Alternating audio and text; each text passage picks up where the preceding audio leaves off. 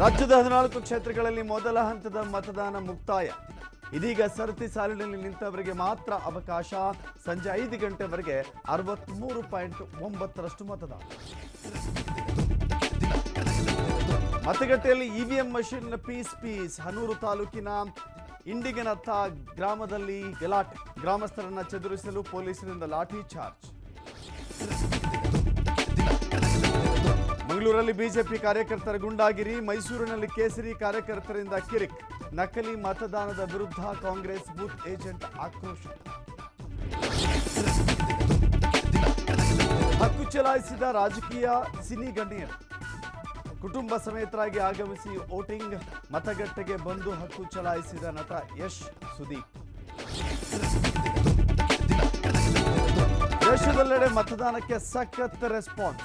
89 ಲೋಕಸಭಾ ಕ್ಷೇತ್ರಗಳಲ್ಲಿ 50.25% ಮತದಾನ. ಕೇಂದ್ರಾಡಳಿತ ಪ್ರದೇಶ 12 ರಾಜ್ಯಗಳಲ್ಲಿ ಬಿರುಸಿನ ಮತದಾನ.